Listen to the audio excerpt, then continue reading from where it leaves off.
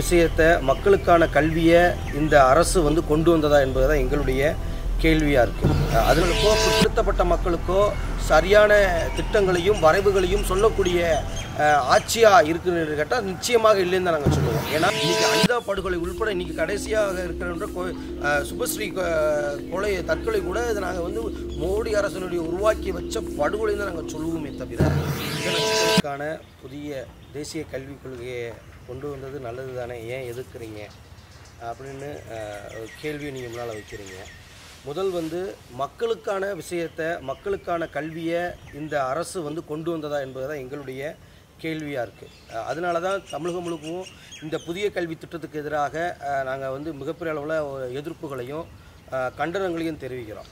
தொடர்ச்சியாக வந்து பிஜேபி ஆட்சி பாரத பிரதமர் நரேந்திர மோடி அவர்கள் இந்த ஆட்சி அதிகாரத்தில் அமர்ந்திருந்து முழுக்க பாமர மக்களுக்கோ பழங்குடி மக்களுக்கோ இல்லை பட்டியலின மக்களுக்கோ பிற்படுத்தப்பட்ட மக்களுக்கோ சரியான திட்டங்களையும் வரைவுகளையும் சொல்லக்கூடிய ஆட்சியாக இருக்குன்னு கேட்டால் நிச்சயமாக இல்லைன்னு தான் நாங்கள் சொல்லுவோம். ஏன்னா அதற்கு இவங்களுடைய 5 வருடத்தில் இவங்களுடைய ஆட்சி நிர்வாகத்தினுடைய மெத்தன போக்கு என்பது சாட்சியாக இருக்குது. பல்வேறு சூழல்களில் எந்த மாதிரி திட்டங்களையும் எந்த மாதிரி வரவுகளையும் இவங்க அமல்படுத்தி கார்ப்பரேட் முதலாளிகளுக்கும் காவிகளுக்கும் மிகப்பெரிய தனியார் தொழில் மையத்துக்கும் தான் முக்கியத்துவம் கொடுக்குறாங்களே தவிர மக்களுக்கான திட்டம் என்பது நிச்சயமாக கிடையாது. ஏன்னா அப்படிப்பட்ட சூழல் இருந்து தான் இது அவங்களுடைய மோசமான திட்டங்களில் இது ஒரு திட்டம் என்று சொல்லலாம். அந்த மாதிரி திட்டங்களில் தான் இந்த புதிய கல்வி கொள்கை திட்டத்தை 2020 கொண்டு வந்திருக்காங்க. இந்த 2020 என்ன சொல்லப்படுதுன்னா முழுக்க வந்து பழங்குடியின மக்களோ ஒரு பட்டியலின மக்களோ ஒரு ஏழை மக்கள் யாருமே முழுமையான கல்வி கற்கக்கூடாது. அந்த அளவிற்கு வந்து இங்கே வந்து அந்த கல்வி திட்டங்களும் அந்த வரைவுகளும் அங்கே சொல்லப்பட்டு இருக்கு. என்ன காரணம்னா முழுக்க அந்த திட்டத்தில் சொல்லப்பட்டிருக்கிறது முழுக்கவுமே பார்ப்பனர்களுக்கும் உயர் பணக்காரர்களுக்குமான கல்வியையும் படிப்பையும் தான் கொண்டு வருதே தவிர சாதாரணமான ஏழை எளிய மக்களுக்கான கல்வி திட்ட வரைவுகளோ கிடையாது. இந்த அரசானது இந்த மோடி அரசு இந்த திட்டத்தில் வந்து என்ன சொல்கிறாங்க, 3ஆம் வகுப்புல பொதுத் தேர்வு, 5ஆம் வகுப்புல பொதுத் தேர்வு, 8ஆம் வகுப்புல பொதுத் தேர்வு. ஆக இந்த பிஞ்சு குழந்தைகளை இன்னும் அந்த கல்வி அறிவை விட அவங்க வந்து பெரும்பான்மையாக அந்த சிந்தனையோ அந்த விதைக்கிற அந்த சூழ்நிலை காலகட்டத்தில் அப்போ தான் அவங்களுடைய பருவங்களே தொடங்குது. அது கல்விக்கான அந்த பருவங்களே தொடங்குது. அந்த நேரத்தில் இவங்களுக்கு நீங்கள் எப்படி வந்து பொதுத் தேர்வு 3ஆம் வகுப்புலையும் 5ஆம் வகுப்புலையும் 8ஆம் வகுப்புலையும் நீங்கள் வந்து பொதுத் தேர்வை எப்படி நீங்கள் வந்து கொண்டு போய் அவர் திணிக்க முடியும்? அப்படி திணிக்கும் பொழுது அவங்க முழுமையாக இந்த கல்வியை ஏற்க முடியுமா? இந்த கல்வியை முழுமையாக பயின்று வர முடியுமா? அதற்கான ஆளுமை திறன் அந்த குழந்தைகளிடம் இருக்கின்றதா? இல்லை அந்த ஆளுமை திறனுக்கு ஏற்றது போல் அந்த குழந்தைகளுடைய உடல்களில் இருக்கிற ஊட்டச்சத்துக்கள் முதல் இருக்கின்றதா? எந்த ஒரு செயல்பாடாக இருந்தாலும் எந்த விஷயங்களை நம்ம உள்வாங்கிறதா இருந்தாலும் அந்த உள்வாங்கிற குழந்தைகளும் அந்த நபர்களும் வந்து ஆரோக்கியமாக இருக்கணும், ஊட்டச்சத்து மிக்கமாக இருக்கணும். அந்த நேரத்தில் செவிகளும் சரி கண்களும் சரி சரியான முறையில் ஊட்டச்சத்தோடு இருந்தால் மட்டும்தான் அந்த செவித்திறனோடு அதை பார்க்க முடியும், அதை கேட்க முடியும். அங்கே ஊட்டச்சத்து குறைபாடு உள்ள பிள்ளைகள் வந்து எப்படி வந்து அந்த முழுமையான அந்த கல்வியை ஏற்க முடியும்? எப்படி வந்து அந்த திட்டத்தை வந்து முழுமையாக வந்து ஏற்று அமல்படுத்த முடியும்? இன்னும் இந்த திட்டத்தில் இன்னும் அதிகப்படியான இது முக்கியமாக சொல்லப்படுது என்னன்னா முழுக்க வந்து தேசிய கல்வி என்ற பெயரில் வந்து ஹிந்தி மொழியை மட்டும் தான் திணிக்கிறீங்க. ஹிந்தி மொழியில் தான் இதை மொழிபெயர்ப்பை கொண்டு வந்திருக்கீங்க. 22 மொழிகள் வந்து அங்கீகரிக்கப்பட்ட மொழிகளாக இருக்குது. அப்போ இந்த 22 மொழிகள்லையும் நீங்கள் வந்து அந்தந்த மாநிலத்துக்கு ஏற்ப அந்த மொழிகளுக்கு ஏற்ற தன்மைக்கு ஏற்ப நீங்கள் கல்விகளை கொண்டு வர வேண்டியதானே? ஒரே நாடு ஒரே தேசம் ஒரே மொழி என்ற கொள்கை திட்டத்தை கொண்டு வர இந்த அரசு நீங்கள் ஏன் ஒரே சுடுகாடு நீங்கள் கொண்டு வரலை? நீங்கள் கொண்டு வந்தால் இதை விட மகிழ்ச்சியாக இருக்கும்ல. இங்கே சாதி மத பேதமற்ற அனைவருமே சமம் என்ற ஒரு நிலைப்பாடை கொண்டு வரலாம்ல. ஏன் இந்த அரசு அதை கொண்டு வரலை?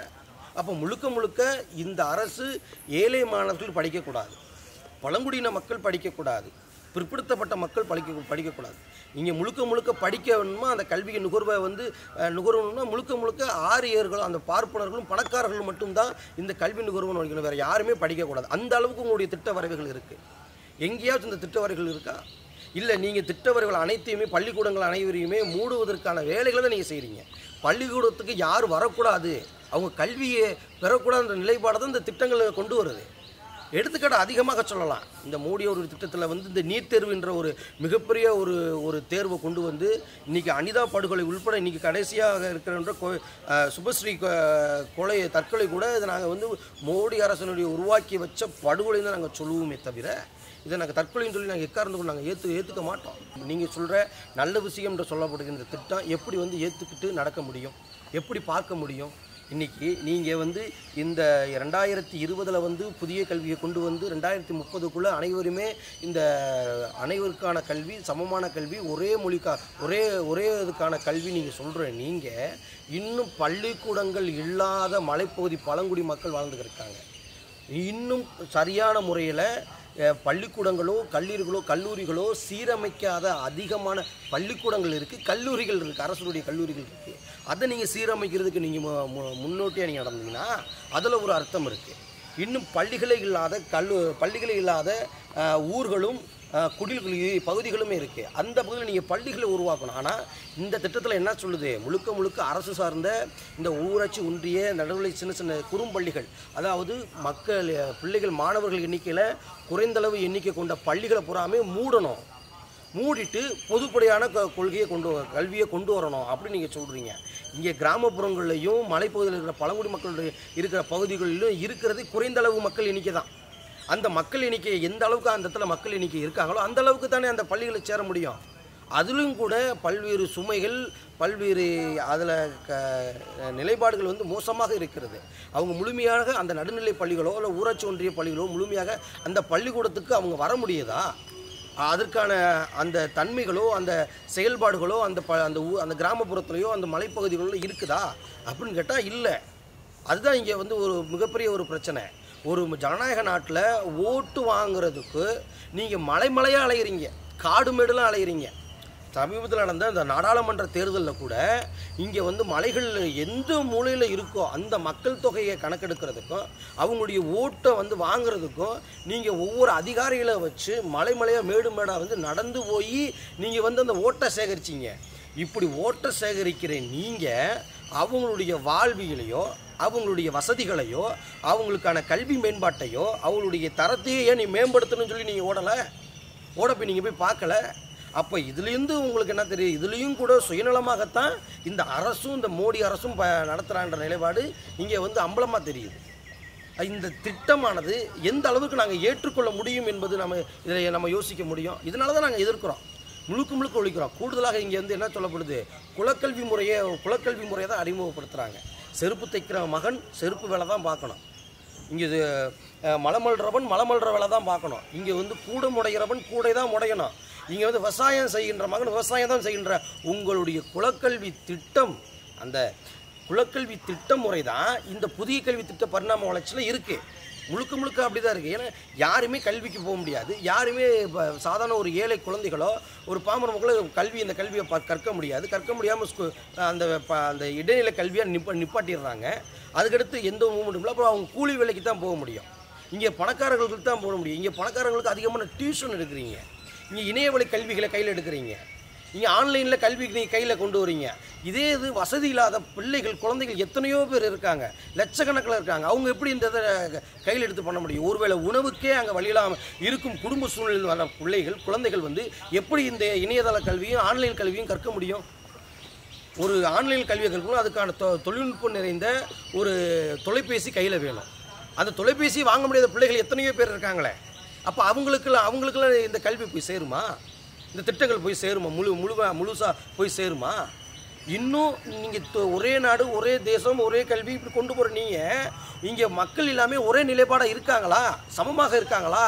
இன்னும் இங்கே ஏழை பணக்காரே உயர்ந்தவன் தாழ்ந்த நிலைப்பாடு இங்கே இருக்கிறத இப்போ இந்த இருக்கிற சூழ்நிலைக்கு ஏற்ற போல் நீங்கள் மக்களை நீங்கள் வந்து திட்டங்களை நீங்கள் கொண்டு வரணும். நீங்கள் மாநிலத்துக்கு ஏற்ற மாட்டேனா தான் நீங்கள் மொழியை வந்து உள்ளே கொண்டு வரணும். கூடுதலாக நீங்கள் என்ன சொல்ல வரீங்க, முழுக்க தேசிய கல்வின்ற பேரில் ஹிந்தி மொழியை திணிக்கிறீங்க. 22 மொழிகள் இருக்கும் பொழுது ஹிந்தி மொழிக்கு மட்டும் ஏன் நீங்கள் முக்கியத்துவம் கொடுக்குறீங்க? அந்தந்த மாநில உரிமைகளுக்கான கல்விக்கு நீங்கள் முக்கியத்துவம் கொடுங்க. அந்தந்த உரிமைகள் அந்தந்த மொழிக்கு ஏற்ற மாட்ட அந்த பள்ளிகளை நீங்கள் நிலைப்படுத்துங்க, தரத்தை உயர்த்துங்க. அதை விட்டுட்டு முழுக்க ஹிந்தி திணிப்புன்ற பெயரெல்லாம் கொண்டு வராங்க. இன்றைக்கி வந்து வெளிநாடுகளில் பல்வேறு தேசங்களில் இன்றைக்கி கல்விக்கு முக்கியத்துவம் கொடுக்குறாங்க. அந்தவுடைய பிள்ளைகளுடைய அங்கே உள்ள இருக்கக்கூடிய மாணவர்களுடைய திறனை வெளிக்கொண்டு வரணும், திறமைகளை வெளிக்கொண்டு வரணும். தனிவாக திறமைக்குன்னு ஒரு முக்கியத்துவம் கொடுக்குறாங்க. அதுபோல் ஏன் இங்கே கொடுக்குறதில்ல? முழுக்க முழுக்க நீங்கள் தனியார் மயமாக்கு நிறுவனங்களுக்கு தான் இந்த கல்வியை கொண்டு போய் சேர்க்கணும். ஏற்கனவே பல்வேறு திட்டங்களையும் பல்வேறு நடைமுறைகளையும் நீங்கள் தனியாருக்கு வித்துட்டீங்க. இது கூடுதலாக இந்த கல்வி ஒரு நாட்டினுடைய வளர்ச்சி என்பது வெறுமனின் பொருளாதாரம் மட்டும் கிடையாது. ஒரு நாட்டினுடைய வளர்ச்சி கல்வியில் தான் இருக்குது. இன்றைக்கி கல்வியில் முன்னேற்றமான நாடு தான் இன்றைக்கி பொருளாதார வளர்ச்சியும் சிந்தனைக்குள்ள வளர்ச்சியும் அறிவியல் பூர்வமாக விஞ்ஞானபூர்வமாக யோசிக்கிற இடத்துலையும் இருக்குது. ஆனால் இன்றைக்கி தமிழ்நாடும் இந்தியாவும் எந்த இடத்துல இருக்குது? இன்றைக்கி கற்பழிப்பில் முதல் நாடாக இருக்குது. பாலியல் வன்கொடுமை பிரச்சனையில் முதல் நாடாக இருக்குது. ஏன் உங்கள் ஆட்சியில் இருக்கிற இந்த மோடி அரசு இந்த பல்வேறு நிர்வாகிகளே அந்த மாதிரி வேலைகள் நிறையா பண்ணியிருக்கான ஆதாரங்கள் செய்தித்தாள்களில் இருக்குது, ஆதாரமாக இருக்குது. அப்படிப்பட்ட இப்பேற்பட்ட சூழலில் இதை எப்படி நாங்கள் கொண்டு வர முடியும், ஏற்றுக்க முடியும்? இதைத்தான் நாங்கள் எதிர்க்கிறோம். இந்த குலக்கல்வின்ற பேரில் நீங்கள் தேசிய கல்விக் கொள்கை உள்ள திணிக்கிறதும், இங்கே மாநில ஒவ்வொரு தேசத்துலேயும் ஒவ்வொரு மொழிக்கும் முக்கியத்துவம் கொடுக்குறாங்க. அந்த மொழியெலாம் யாருமே படிக்கக்கூடாது, முழுக்க முழுக்க நீங்கள் ஹிந்தியை தான் நீங்கள் படிக்கணும்னு சொல்லி அந்த ஹிந்தி மொழியை திணிக்கிறதும், இப்படி பல்வேறு சூழ்நிலையாக மக்களை கல்வியே நுகர்வே இல்லாத அளவுக்கு நீங்கள் பண்ணும் பொழுது நிச்சயமாக நாங்கள் எதிர்க்க தான் செய்வோம். இன்னும் இந்த மோடி அரசு இந்த திட்டத்தை, இந்த புதிய தேசிய கல்விக் திட்டத்தை கொண்டு வந்தால் நாங்கள் எதிர்ப்போம், அதை கண்டிப்போம். தொடர்ச்சியாக நீங்கள் இரும்புக்காரம் கொண்டு எங்களை நீங்கள் அடைக்கினாலும் கூட நீங்கள் உருவாக்குகின்ற இந்த திட்டத்துக்கு எதிராக நாங்கள் குரல் கொடுப்போம் என்பது தான் இங்கே நிதர்சனமான உண்மை. அப்படிப்பட்ட சூழ்நிலையில் தான் இன்னும் பல்வேறு திட்டங்களை நீங்கள் ஒவ்வொன்றை மறைமுகமாக கொண்டு வந்துருக்கீங்க. இந்த ஊரடங்கு நேரத்தில், இந்த கொரோனா பீரியட் இந்த காலத்தில் மக்கள் போராட்ட காலத்துக்கு வர முடியாது, மக்கள் ஒன்று சேர முடியாது, மக்கள் ஒன்றான இந்த பிரச்சனை எடுப்பாங்க. நீங்கள் திட்டமிட்டே தான் இந்த ஊரடங்குகளில் புதிய கல்விகளை ரகசியமாக நீங்கள் வெளியிட்டிருக்கீங்க. இதில் திட்டத்தினுடைய இந்த வரைவை ஏற்படுத்திய கஸ்தூரி ரங்கநாதனோ இல்லை சுப்பிரமணியன் அவர்களோ முழுக்க யார்? நீங்கள் அவங்க ஒரு மிகப்பெரிய ஆளுமைக்கு உட்பட்ட கல்வியாளர்கள், கல்வி சிந்தனையாளர்கள்னு சொல்கிறீங்க. ஏன்னா முழுக்க அவர் ஒரு ஆர்எஸ்எஸ். இந்த ஆர்எஸ்எஸ்னுடைய நிலைப்பாடை தான் நீங்கள் கல்வி திட்டமாக கொண்டு வராங்க. இதுக்கு பல்வேறு அவங்க ஆரம்பத்தில் 2019 கல்வி திட்டங்கள் கொண்டு வரும்பொழுது பெரிய அளவில் எதிர்ப்பு தெரிவித்தோம். அதுலேருந்து எதிர்ப்பு தெரிவிச்சிலேருந்து அவங்களோட நிலை குலைஞ்சு போச்சு. ஆனால் திருப்பி இப்போ என்ன பண்ணுறாங்க? அதே திட்டத்தில் அதே பேர் மட்டும்தான் வருது. குலக்கல்வின்ற முறையோ அந்த பழைய கல்வி திட்டங்கள் என்பதோ சேர்ந்து புதிய கல்விக் கொள்கை திட்டன்ற ஒரு பேரில் தான் வருதே தவிர புதுசாக உருவாக்கலை. நீங்கள் ஒரு புதிய கல்வி திட்டம் என்பது என்ன? அப்போ இத்தனை நாள் வரையும் நீங்கள் திட்டங்களை கொண்டு வந்தீங்களே, அது ஏன் தோல்வி அடைஞ்சிச்சு? ஏன் மக்கள் ஏற்றுக்கலை? அப்போ நீங்கள் சரியான விதத்தில் சரியான இடத்துல நீங்கள் திட்டங்கள் தீட்டல் தானே அர்த்தம். அது எப்படி நீங்கள் புதிய திட்டம் வரையும் சொல்லி நீங்கள் கொண்டு வர முடியும்? அப்போ இது அனைத்து மக்களுக்கான ஏற்றுக்கக்கூடிய கல்விக் கொள்கை இல்லை. அதுதான் இங்கே வெளிப்பாடாக தெரியுது. அதனுடைய நிலைப்பாடு தான் இங்கே மிகப்பெரிய அளவில் நாங்கள் ஒரு எதிர்ப்பாக நாங்கள் கொண்டு இருக்கோம். இங்கே மோடி அவர்கள் முழுக்க இந்த மாநில அரசையும் பிற அரசுகளையும் கையகப்படுத்தி கொண்டு தொடர்ச்சியாக இந்த நாடையும் இந்த தேசத்தையும் இந்த வளங்களையும் கார்ப்பரேட் நிறுவனங்களுக்கும் தனியார் நிறுவனங்களுக்கும் ஒப்படைப்பதையும் தாரை பார்ப்பதுக்கு தான் முக்கியத்துவம் கொடுக்குறாங்களே தவிர வேறு எந்த ஒரு நலனுமே இந்த இடத்தில் இல்லை. அதனுடைய நீட்சி தான், அதனுடைய தொடர்ச்சி தான் இங்கு மறைமுகமாக ஊரடங்கு பிரச்சனையில் இன்னொரு திட்டத்தை அமல்படுத்துகிறாங்க, EAA. இந்த EAA சுற்றுச்சூழல் வரைவு தாக்க மதிப்பீடு 2020. இந்த 2020 இந்த தாக்கத்தினுடைய மதிப்பீடு வரைவு மிகப்பெரிய வளங்களை முழுக்க தமிழ்நாட்டில் உள்ள வளங்களையும் மலைகளையும் மிகப்பெரிய அளவில் அந்த நிலங்களையும் அளிக்கிற நிலைப்பாடை இந்த அரசு இந்த திட்டங்களாக கொண்டு வந்திருக்கு. 1986 இந்த திட்டத்துக்கான ஒரு முதல் புள்ளியாக சட்டத்தை திருத்தம் பண்ணாங்க. இந்த சுற்றுச்சூழல் தாக்கத்தை இதுக்கான ஒரு நிலைப்பாடை ஒரு சட்டத்தை எடுக்கணும், கொண்டு வரணும், இதுக்கு ஒரு சட்டத்தை அமைக்கணும் அப்படின்னு சொல்லி நீங்கள் கொண்டு வந்தீங்க. அந்த சட்டத்தை கொண்டு காலப்போக்கில் நீங்கள் ஒவ்வொரு படியாக அதில் திருத்தங்கள் ஏற்படுத்தி இப்போ எந்த அளவுக்கு கொண்டு வந்திருக்கீங்க? இந்த வளங்களையும் இந்த சீரழிக்கும் நோக்கத்திலையும் தனியார் தொழிற்சாலை நிறுவனங்களுக்கு தாரை வார்த்ததுலையும் தான் நீங்கள் முழு கவனம் செலுத்தியிருக்கீங்க. இந்த இதுக்கு முன்னால் வெறுமனேன்னு 1 வருஷம் 2 வருஷத்தில் உங்களுடைய நீங்கள் என்ன நிறுவனம் வைக்க போகிறீங்க, என்ன தொழிற்சாலை வைக்க போகிறீங்க, அதுக்கான சாராம்சங்கள் என்ன, விதிமுறைகள் என்ன, அந்த விதிமுறைகள் எல்லாம் நீங்கள் அரசிடம் ஒப்படைக்கணும். இதற்கு முன்னால் அந்த வரைவு திட்டத்தில் வந்து என்ன சொல்லப்பட்டிருக்கு, எந்த இடத்துல எந்த சூழலில் எந்த பகுதியில் நீங்கள் வைக்கிறீங்களோ அந்த பகுதி மக்களுடைய கருத்துக்கள் நீங்கள் கேட்கணும். அங்கே உள்ள சமூக ஆர்வலர்களுடைய கருத்துக்கள் நீங்கள் கேட்கணும். கேட்டது முழு ஒப்புதலோடு தான் நீங்கள் அந்த நிறுவனத்தையோ தொழிற்சாலை நிறுவனங்களையோ நீங்கள் உருவகப்படுத்தணும் அப்படின்னு நீங்கள் சொல்லப்படுது. ஆனால் இங்கே இந்த வரைவு ஆனது, இந்த சீர்திருத்தமானது, இந்த திருத்தமானது எப்படி சொல்லப்படுது, நீங்கள் வந்து மக்கள்கிட்டையோ இல்லை சமூக ஆளுடைய கருத்து கேட்க அவசியம் இல்லை. ஒரு 6 மாதத்துக்குள்ளே நீங்கள் வந்து தாராளமாக வந்து நீங்கள் நிர்வகிக்கலாம், அதாவது தொழிற்சாலையை தொடங்கலாம், பல்வேறு ஆலைகளை வந்து நீங்கள் தொடங்கலாம். அப்படின்னா இன்றைக்கி முளைச்சிருக்கின்ற ஹைட்ரோ கார்பன் திட்டத்தையும் சரி, மீத்தேன் திட்டமும் சரி, இங்கே கனிம வளங்களை எதிர்ப்பும் சரி, அணு உலைகள் பிரச்சனையும் சரி, இங்கே இருக்க ஸ்டெர்லைட் பிரச்சனை, தூத்துக்குடியில் பிரச்சனை, இது போல் பல மடங்கு இந்த சுற்றுச்சூழல் வரவியல் தாக்கத்தினால அதிகமாக உற்பத்தி ஆகும். இவ்வளோ ஆண்டுகளாகமா நீங்கள் இந்த திட்டத்துக்கே வந்து பதில் சொல்லலைன்னோ. ஆனால் இந்த சுற்றுச்சூழல் தாக்கல் வரவில்லை, இந்த திட்டங்களை இந்த திருத்தங்கள் நீங்கள் கொண்டு வந்தீங்கன்னா மக்கள் முழுக்க பாதிக்கப்படுவது நிச்சயம். தனியாருக்கு முழுக்க நீங்கள் தாரை வரப்பது நிச்சயம். இன்றைக்கி மூணாறில் எடுத்துக்காட்டாக சொல்ல போகலாம். இந்த மூணாறில் இயற்கை பேரிடர் நிலச்சரிவு ஏற்பட்டு இன்றைக்கி 85 பேர் பலியாகியிருக்காங்க. மூணாறில் பெட்டிமுடின்ற பகுதியில் இன்றைக்கி பெட்டிமுடின்ற பகுதியில் நிலச்சரிவு ஏற்பட்டிருக்குன்னா அந்த டாட்டா நிறுவனம், அது கீழே இருக்க தான் தொழிலாளர்கள் தான், தோட்ட தொழிலாளர்கள் தான் அவங்க. அந்த டாட்டா நிறுவனத்தில் வேலை பார்த்தவங்க தான். அந்த நிறுவனம் அந்த சரியான அந்த நிலங்களை சரியாக அமைக்கப்பட்டிருக்கா. இயற்கையாக அமைஞ்சாலும் கூட அது ஒரு நிறுவனம், அது ஒரு தனியார் மையமானது டாட்டா நிறுவனத்துக்கு சொந்தமானது. அப்போ அவங்களுக்கு தனியார் மையமாக ஆக்கப்படும் பொழுது அதை சரியான முறையில் பாதுகாப்புன்னு முறையில் அவங்க வந்து நிலைப்படுத்தியிருக்காங்களா, சரியான முறையில் சீரமைச்சிருக்காங்களா? இல்லை. அப்படி சீரமைக்காத கவனக்குறைவு சூழ்நிலை தான் இன்றைக்கி 85 உயிர்களை பலி வாங்கியிருக்கு. இதே போல் இயற்கை பேரிடர்னு சொல்கிறோம். ஆனால் இயற்கை பேரிடரை விட இது தனியாருக்கு தாரை வார்க்கிறதுனால அவங்களுடைய நிறுவனங்கள் தனக்கு லாபத்துக்கு ஏற்ப தன்னுடைய இடங்களை மாற்றி அமைச்சுக்கிறாங்க. அதனால் எவ்வளோ உயிர்கள் பலியானாலோ எவ்வளோ பொருளாதார செலவானாலும் பரவாயில்லன்ற ஒரு நிலைப்பாடை அவங்க கையில் எடுக்கிறாங்க. அது மக்களை பற்றியோ மக்களுடைய உயிரை பற்றியோ இந்த தனியார் நிறுவனங்கள் கையில் எடுக்கிறதில்ல, கொண்டு வரதில்லை. அதனால தான் இப்பேற்பட்ட பிரச்சனைகள் நடக்குது. இதே போல் பல்வேறு பேரிடர்கள் நடந்திருக்கு. இது பல்வேறு பேரிடர்கள் சாட்சி இதுக்கு. இந்த தனியார் நிறுவனத்தினால ஏகப்பட்ட கொலைகளும் ஏகப்பட்ட உயிர்களும் போயிருக்கு. இது இன்னும் உற்பத்தி ஆகும். இந்த இயற்கை சூழல் வரைவு தாக்கத்துடைய மதிப்பீடு திருத்தாமல் இருந்தால், இதை வந்து சட்டத்தை திரும்ப பெறாமல் இருந்தால் முழுக்க இது உற்பத்தி ஆகும். கூடுதலாக உற்பத்தியாகி மக்களுக்கு நிலையாக ஒரு மாபெரும் பிரச்சனையை உண்டு பண்ணும் என்பதுதான் எங்கள் மையமாக கருத்து.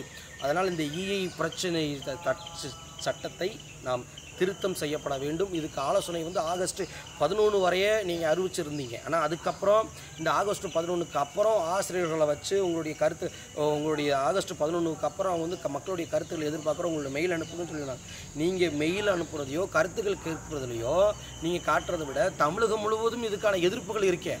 இதே போல் முற்போக்கு சிந்தனையாளர்களும் அரசியல் கட்சிவார்களும் இதை சார்ந்தான போராட்டத்தை கையில் எடுத்துக்கிருக்காங்க. இது மூலமாக இணையதள வாயிலாகவும் யூடியூப் சேனல் வாயிலாகவும் தன்னுடைய கண்டனங்களையும் எதிர்ப்புகளையும் தெரிவித்து தானே இருக்காங்க. அதுவே மிகப்பெரிய ஒரு கருத்து இல்லையா? இந்த கருத்தை ஏன் இந்த மோடி அரசோ இந்த எடப்பாடி அரசோ கையில் ஏற்றுக்க மாட்டீங்க? இப்போ எங்களுடைய கேள்வி அதுவாக தான் இருக்குது. நீங்கள் ஏன் ஏற்றுக்க மாட்டீங்க? என்னுடைய கருத்துக்களை ஏற்றுக்க மாட்டீங்க? இந்த பிரச்சனையும் சரி, இந்த புதிய கல்விக் கொள்கை திட்டமும் சரி மக்களுக்கு முரணானது தான். ஆனால் இங்கு சங்க இலக்கியத்தில் சொல்லப்பட்ட குறவர்கள் எங்கேயும் ஊசிமணி பாசிமணி விற்பது கிடையாது, நரிப்புள்ளி எங்கேயும் வித்தது கிடையாது. இங்கே குறிஞ்சிலுள்ள மக்களுடைய தாய்மொழி தமிழ், ஆதிக்குடி, தொல்குடி, தமிழினத்தின் கருவேராக இருக்கக்கூடிய குறவர்களுடைய மொழி தாய்மொழி தமிழ் தான். உண்மையான குறவர்கள் யார் என்று தெரியாத ஒரு பேர் இழப்பு, ஒரு வரலாற்று பிள்ளை இந்த மண்ணில் நிலவுது. இப்படி இங்க இருக்கிற அரசு, கார்பரேட் நிறுவனம், முதலாளித்துவ நிறுவனம், வட மாநிலத்துக்கான ஹிந்திக்காரங்களுக்கு எப்படி இந்த அரசு கொடுத்துச்சோ அதே போல இந்த தமிழனுடைய வரலாறையும் தமிழர்களுடைய வரலாறையும் அப்படியே தூக்கி எங்க கொடுக்குது? வட மாநிலத்தை சேர்ந்த மராட்டி இனத்தை வழிவந்த அந்த நரிக்காரண மக்களுக்கு தாரைவாக்குது. இதே முன்னாள் ஜெயலலிதா அம்மையார், முதலமைச்சராக இருந்த ஜெயலலிதா அம்மையார் கந்தன் கருணை படத்தில் அழகாக காமிக்கப்பட்டிருப்பார்கள். குறவர்கள் யார்? நரிக்காரர்கள் வேறு, குறிஞ்சி நில மக்கள் வேறு, குறிஞ்சி நில குறவர் மக்கள் வேறு, இங்கு இருக்கக்கூடிய ஊசிமணி பாசிமணி விற்கிற நரிக்காரர்கள் என்பது வேறு. சங்க இலக்கியத்தில் சொல்லப்படுகின்ற குறிஞ்சி நில குறவர்களும் தற்போது தமிழகத்தில் பரவலாக இருக்கக்கூடிய நரிக்குறவர்களும் ஒன்றா என்ற ஒரு கருத்து வந்து ஒன்றுதான் அப்படின்னு சொல்லி ஒரு தவறான ஒரு நிலைப்பாடோட ஊடக ரீதியாகவும் வரலாற்று பிழை ரீதியாகவும் எல்லா மக்களுக்கும் இது தெரியுது. எடுத்துக்காட்டாக குறவர்கள் அப்படின்னு ஒரு குறிப்பிடுச்சனால அவங்க வந்து ஊசிமணி பாசிமணி விற்கிறவங்க, அவங்க வந்து நரிப்புல் வியாபாரம் பண்ணுறவங்க, அவங்க வந்து ஒரு அழுக்கு ஆடைகளை உடுத்திட்டு ரோட்டோரங்களில் பேருந்து நிலையங்களில் இருக்கிறவங்க, அவங்க தான் குறவர்கள், அவங்க தான் அந்த பேருக்கான சொந்தக்காரவங்க அப்படின்னு ஒரு பிம்பத்தை இந்த இடத்துல பதிச்சுட்டாங்க. உண்மையிலே சொல்லப்போனால் சங்க இலக்கியத்தில் சொல்லப்படுகின்ற குறிஞ்சி நில மக்கள் குறவர்களோ இந்த நரிக்குறவர்கள் என்று சொல்ல தவறான அடையாளத்தில் சொல்லப்படுகிற இந்த மக்களோ ஒன்றே கிடையாது. இது ஒரு மாபெரும் வரலாற்று பிழை. இங்கே இருக்கிற மிகப்பெரிய அரசியல் சூழ்ச்சிகளில், அரசியல் தந்திரத்தில் இதுவும் ஒன்று. இதுதான் உண்மையான நிலைப்பாடு. குறிப்பாக வந்து குறிஞ்சி நில மக்கள் குறவர்கள் அப்படின்றா அவங்களுக்குன்னு ஒரு அடையாளம், அவங்களுக்குன்னு ஒரு பண்பாடு, அவங்களுக்குன்னு ஒரு கலாச்சாரம், அவங்களுக்குன்னு ஒரு நாகரிகம், அவங்களுக்குன்னு ஒரு கட்டமைப்பு, ஒரு குழு என்பது இருக்குது. இதை வந்து மிகுதியாக வந்து இந்த இடத்துல வந்து சான்றோர்களோ அறிஞர்களோ இது வந்து மிகுதியாக வந்து பிரதிபலிக்கிறதில்ல. இன்றைக்கி வந்து ஒரு சமூகத்தினுடைய பின்னடைவாக இருக்காங்க, அவங்க கல்வி முன்னேற்றத்துலையோ அவங்க அடையாள முன்னேற்றத்துலையோ பின்னடைவாக இருக்காங்க, அப்படிப்பட்டவங்கள நம்ம போய் தேடி கண்டுபிடிச்சி அவங்கள விழிப்புணர்வு ஏற்படுத்துன்னு சொல்லும்போது அந்த சான்றோர்களோ சமூக ஆர்வலர்களோ நேரடியாக எங்கே போய் போகிறாங்கன்னா அந்த நரிக்காரர்கள் குடியிருக்கக்கூடிய இந்த இப்போ தவறாக சொல்கிறாங்க நரிக்குறவர்னு சொல்லி அவங்க குடியிருப்புகளில் போய் நேரடியாக போய் பேட்டி எடுக்கிறாங்க. அப்படி பேட்டி எடுக்கும்போது அவங்களும் என்ன பண்ணுறாங்க, நேர்காணல் பண்ணும்போது நரிக்குறவர் அப்படின்ற ஒரு நரிக்குறவர்களுடைய நிலைமை பாருங்கள், நரிக்குறவர்களுடைய அடையாளம் பாருங்கள், இப்படி தவறாக வந்து அடையாளப்படுத்திய பிற மக்களும் அதை ஏற்றுக்கிறாங்க, அவங்களையே அந்த பேரை சொல்லி அழைக்கிறாங்க. ஆனால் இந்த குறிஞ்சி நில சங்க இலக்கியத்தில் சொல்லப்படுகிற குறிஞ்சி நில குறவர்கள் பெயர்களுக்கும் அந்த பெயருக்கும் இவங்களுக்குமே சம்மந்தம் இல்லை. இவங்க வட மாநிலத்தில் இருந்து 600 ஆண்டுகளுக்கு முன்னாடி தமிழகத்துக்கு இடம்பெயர்ந்து வந்தவங்க. அங்கே அந்த வட மாநிலத்தில் இருந்த மராட்டிய மாநிலத்தில் சிவாஜிராவுக்கும் முகலாயர்களுக்கும் மிகப்பெரிய ஒரு போர் யுத்தம் நடக்குது. அந்த இடத்துல வந்து சிவாஜிராவு தோற்கும் போது முகலாயர்கள் அந்த ஆட்சிக்கு வராங்க. அந்த முகலாயர்கள் ஆட்சிக்கு வரும்போது அந்த சிவாஜி ராவ் காலத்தில் வந்து அவருடைய ஆட்சியில் இந்த மக்கள் அந்த பகுதியில் குடியிருக்கிறாங்க. அங்கே உள்ள மக்கள் அவங்க குடியிருக்கிறாங்க. அந்த மக்கள் என்ன பண்ணுறாங்க, இந்த முகலாயர்கள் வந்து தொடர்ச்சியாக வந்து அடிமைப்படுத்துகிறாங்க. அவர்களை வந்து பல்வேறு அடிமை வேலைகளை செய்வதற்கு முற்படுத்துகிறாங்க. கிட்டத்தட்ட 50 ஆண்டுகளிலிருந்து 100-120 ஆண்டுகள் வரைய அவங்கள ஒரு அடிமை சமூகமாக தான் பார்க்கப்பட்டுச்சு அந்த இடத்துல. அப்போ அந்த தாக்கத்தினால அவங்கள்டிருந்து வெளியே வரணுக்காக அந்த மக்கள் என்ன பண்ணுறாங்க, பல்வேறு சிதறுகளாக இங்கே இருக்கக்கூடிய தமிழகத்திற்கு இடம்பெயர்ந்து வராங்க. அப்படி இடம்பெயர்ந்து வந்த மக்கள் அங்கு சொல்லக்கூடிய மக்கள் நக்கலே, அக்கிபிக்கி, வாக்ரிபொலி என்றால் குருவி பிடிப்போர் என்ற அர்த்தம், நக்கலை என்றால் நரி பிடிப்போர் என்ற அர்த்தம். அந்த இடத்திலிருந்து வெளியே வந்தவர்கள் காலப்போக்கில் எந்த மாதிரி ஒரு சூழ்நிலை தமிழகத்தில் வந்து அடையாளப்படுத்தப்படுறாங்க. நரிக்காரர், குருவி வேட்டையாடுறவங்க, நரியை பிடிக்கிறவங்க, இவங்க வேட்டையாட சமூகம்னு ஒரு அடையாளத்தை தாக்கப்பட்டு இந்த தமிழகத்தில் மலைகள்லையும் மலை குன்றுகள்லையும் குடியிருக்கிற குறவர்களுடைய தொழிலும் அடையாளமும் வேட்டை தொழில் தான். இன்றைக்கி அவங்க அந்த அடையாளத்தோடு இவங்க அந்த பார்வையில் பார்க்கும் பொழுது, அடையாளப்படுத்தும் பொழுது இவங்களையும் இந்த சமூகம் அவங்கள வந்து இவங்களும் குறவர்கள் தான் சொல்லி அடையாளப்படுத்தி ஒரு மாபெரும் வரலாற்று பிள்ளையை இந்த இடத்துல விதைச்சிட்டு போயிட்டாங்க.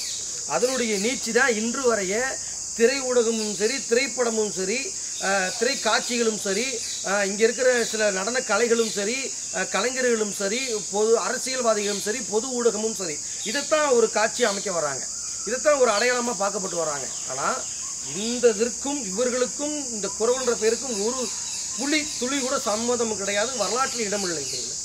ஆக இந்த மக்கள் அந்த தமிழகத்துக்கு இடம்பெயர்ந்து தன்னை காப்பாற்றுவதற்காகவும், தன்னை உயிரை காப்பாற்றுவதற்காகவும், தன்னுடைய பசியை போக்குவதற்காகவும் இங்கே இடம்பெயர்ந்து இங்கே நாடோடி வாழ்க்கையாக அலைந்து அந்த மக்கள் பேருந்துகளிலும் நகரப்புறங்களிலும் அவர்களுடைய தொழிலாக இருக்கக்கூடிய ஊசிமணி பாசிமணி விற்பது, நகங்களை நரியை பிடித்து வேட்டையாடுவதால் அந்த நரி நகத்தை விற்பது, சில இடத்தில் தேன் விலை எடுப்பது, இந்த மாதிரி தொழில்களை கையில் எடுத்து செய்து கொண்டு இருக்கிறார்கள், அடையாளப்படுத்தி கொண்டு இருக்கிறார்கள்.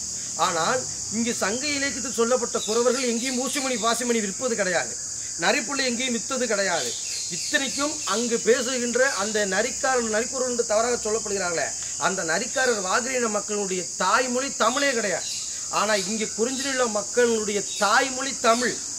ஆதிக்குடி தொல்குடி தமிழினத்தின் கருவேராக இருக்கக்கூடிய குறவர்களுடைய மொழி தாய்மொழி தமிழ் தான். ஆனால் இன்னைக்கு அவங்க பேசக்கூடிய மொழி வாகரி மொழி. வாகரி என்ற ஒரு மொழி, அது ஒரு பலவிதமான மொழிகளை கலந்த ஒரு மொழியாக அந்த மொழியே பேசப்படுறாங்க. இது முழுக்க முழுக்க தமிழ் மொழி கூட அதில் கலப்பிடம் கிடையாது. அது மொழி அரபு மொழி, உருது மொழி, வடமலை ஹிந்தி மொழி ஆக பல்வேறு மொழிகளை கலந்து ஒரு மொழியாக அவங்க பேசப்படக்கூடிய மொழி அந்த வாகரி மொழின்னு சொல்லி அந்த பேர். முழுக்க முழுக்க அவங்களுக்கும் இந்த தமிழ் மொழிக்கும் சம்பந்தமும் கிடையாது. தமிழ் மொழிக்கும் அவர்களுக்கு சம்பந்தமும் கிடையாது. தமிழர் வரலாற்றுக்கும் அவர்கள் சொந்தமானவர்கள் அல்ல. ஆனால் இங்கே வடமாநிலத்திலிருந்து இடம்பெறுத அந்த அடையாளத்தை அந்த மக்களுக்கு இங்கு உள்ள பூர்வீக குடிகளாக தமிழினத்தின் தாய்க்குடியாக குறிஞ்சி நிலத்தினுடைய ஆணிவேராக இருக்கக்கூடிய குறவர்கள் பெயரை அந்த சமூகத்திற்கு அடையாளப்படுத்தினதனால் உண்மையான குறவர்கள் யார் என்று தெரியாத ஒரு பேர் இழப்பு, ஒரு வரலாற்று பிள்ளை இந்த மண்ணில் நிலவுகிறது. இப்போ அதான் மிகப்பெரிய ஒரு பிரச்சனை. இன்னைக்கு நரிக்காரர்களுக்கும் உண்மையான குறவர்களுக்கும் வித்தியாசம் தெரியாத இந்த அரசும் சரி, அரசு அதிகாரியும் சரி, இந்த குறவரின மக்கள் தன்னுடைய அடையாளத்துக்காக, உரிமைக்காக, தன்னுடைய சுயமரியாதைக்காக, தன்னுடைய கல்வி வேலைவாய்ப்புக்காக, அடையாள சாதிச்சாலுக்கு போராடினாலும் கூட இங்கே இருக்கிற அதிகாரிகளோ ஊடகமோ எந்த மாதிரி அடையாளப்படுத்துறாங்க? நரிக்குறவர்கள் போராடினார்கள், நரிக்குறவர்கள் வேலைவாய்ப்புக்காக போராடினார்கள் என்று அடையாளப்படுத்துறாங்க. ஆக போராடுறது யாரு? இந்த உண்மையான குறிஞ்சி நில மக்கள், குறவரின மக்கள். ஆனால் அடையாளமோ அந்த பலனோ போய் யாருக்கு போய் சேருது? நரிக்காரன மக்களுக்கு போய் சேருது. நான் அவங்கள அதுக்காக போராட விடக்கூடாது, அவங்களுக்கு உரிமை எதுவும் கொடுக்கக்கூடாதுன்னு சொல்ல வரல. இவங்க போராடுறதுக்கான உரிமையை எதுக்கு அங்கே போய் கொடுக்குறீங்க? எப்படி தமிழினத்தினுடைய வரலாறு அடையாளத்தை எப்படி வடமாநிலத்துக்காரவங்களுக்கு கொடுத்தாங்களோ, எப்படி இங்கே இருக்கிற அரசு, கார்பரேட் நிறுவனம், முதலாளித்துவ நிறுவனம் வடமாநிலத்துக்கான ஹிந்திக்காரங்களுக்கு எப்படி இந்த அரசு கொடுத்துச்சோ, அதே போல் இந்த தமிழனுடைய வரலாறையும் தமிழர்களுடைய வரலாறையும் அப்படியே தூக்கி எங்கே கொடுக்குது? வடமாநிலத்தை சேர்ந்த மராட்டி இனத்தை வழிவந்த அந்த நரிக்காரன மக்களுக்கு தாரைவாக்குது. இது ஒரு மாபெரும் வரலாற்று பிள்ளை. இன்னைக்கு குறிஞ்சி நில மக்கள் என்றாலே மலையும் மலை சார்ந்த பகுதியிலும் வாழக்கூடிய மக்கள். இன்னைக்கு திணைக்குடிகளாக பிரிக்கப்பட்டு 5 திணைக்குடிகளாக அடையாளப்படுத்தப்பட்டிருக்கு. அதில் இங்கே அடையாளம் காமிக்கப்பட்டிருக்காங்க. அதில் 5 திணைகளில் முதல் குடியாக இருக்கக்கூடிய நிலமாக இருக்கக்கூடிய குறிஞ்சி நிலம் மலையும் மலை சார்ந்த பகுதியும். அந்த மலையும் மலை சார்ந்த பகுதிகளும் வாழக்கூடியவர்கள் குன்றவர்கள். அவர்களுடைய தொழில் என்பது வேட்டை தொழில், வேளாண்மை செய்தல், சிறு தானியங்களை விளைவித்தல், காவல் காத்தல், தேன் எடுத்தல், கிழங்கு சேகரித்தல், இது போன்ற தொழில்களை தான் அவர்கள் அவங்க கையில் எடுத்து தொழில் பண்ணிக்கிறாங்க. ஆக இந்த மக்களுடைய கலாச்சாரம் என்பது வேறு, அடையாளம் என்பது வேறு, தொழில் என்பது வேறு. இங்கு நரிக்குறவர்கள் என்று சொல்லப்படுகின்ற மக்களுடைய கலாச்சாரம் வேறு, அடையாளம் வேறு, தொழில் வகை என்பது வேறு. இங்கு நரிக்கார இன மக்களாக சொல்லப்படுற அந்த நரிக்குறவர் என்று சொல்லப்படுகிற அந்த மராட்டி இன மக்கள், அந்த வடமாநிலத்தை சேர்ந்தவர்கள் அவருடைய குலதெய்வமாக அடையாளப்படுத்துவது காளியை தெய்வமாக கூட வழிபடுவார்கள். ஆனால் இங்கே இருக்கக்கூடிய குறிஞ்சி நில மக்கள் குன்றவர்களான குறவர்கள் முழுக்க சேயோன் என்கிற முருகனை, தமிழ் கடவுளாக சொல்லப்படுகின்ற முருகனை வழிபடக்கூடியவர்கள். அந்த முருக கடவுளுக்கு பெண் கொடுத்த வம்சாவளியினர் என்று சொல்லக்கூடிய மக்கள் இவர்கள். இவர்களுடைய வம்சாவளியில் பிறந்த வள்ளி குறமகளைத்தான் முருகன் மணந்திருக்கின்றார். ஆனால் இன்று வரலாறு எப்படி சொல்லுது? இவர்களுக்கு நரிக்குறவர்கள் என்ற அடையாளத்தை சொன்னால் அந்த முருகனுடைய சொந்த பந்தமும் இவர்கள் தான். முருகனுக்கு பெண் கொடுத்தவர்கள் நரிக்குறவர்கள் அப்படின்ற ஒரு அடையாளத்தை இந்த ஊடகம் தெளிவாக அடையாளத்தை காமிச்சு விட்டுச்சு. இன்னைக்கு தொல்காப்பியத்தில் மிக அருமையாக சொல்லப்படுகிறது. தொல்காப்பியத்தில் 4 வகை திணைகளை தான் முக்கியமாக அதிகமாக சுட்டி காமிக்கிறது. குறிஞ்சி, முல்லை, மருதம், நெய்தலை அழகாக சுட்டி காமிக்கிறது. அந்த குறிஞ்சி நிலத்தில் அடையாளமாக அந்த கடவுள் வழிபாட்டலாக ஒரு குறிப்பை அந்த தொல்காப்பியம் என்பது சிறப்பாக சொல்லப்படுகிறது. மாயோன் மேய காடுரி உலகமும், சேயன் மேய மைவரை உலகமும், வேந்தன் மேய தீம்புடன் உலகமும், நெய்தல் மேய பெருமணல் உலகமும் என்று நால்வகைத்திணை குறிஞ்சி முல்லை மருதம் நெய்தல் என்று நால்வகைத்திணையே செயல்படுமை என்று தொல்காப்பியம் அழகாக சொல்லப்படுகிறது. அந்த தொல்காப்பியத்தில் அங்கே சொல்லப்படுகின்ற கருத்து என்ன, அந்த கூற்று என்ன? சேயோன் மேய மைவரை உலகம் என்பது சேயோன் மேய மைவரை உலகம் என்பது குறிஞ்சி நிலத்தை ஆண்ட சேயோனாகிய முருகனை குறைக்கின்றது. அந்த முருகன் கடவுள் யார்? அது முருக கடவுளை வழிபாட்டுக்கு சொந்தக்காரராக இருக்கக்கூடிய குறவரின மக்கள், தமிழினத்தின் தாய்குலாக இருக்கக்கூடிய குறவரின மக்கள். அந்த மக்கள் அந்த வழிபாடை செய்யக்கூடியவர்கள். ஆனால் இந்த வழிபாட்டை அடையாளத்தை எங்கு கொண்டு சேர்க்கிறார்கள்? வடமாநிலத்தைச் சேர்ந்த நரிக்காரன மக்களுக்கு போய் அடையாளப்படுத்துகிறார்கள். இவருடைய வரலாறும் இவருடைய அடையாளத்தையும் பண்பாடையும் கலாச்சாரத்தையும் கூட இங்கே இருக்கக்கூடிய சான்றோர்களோ பெரியோர்களோ சொல்லப்படுவதில்லை.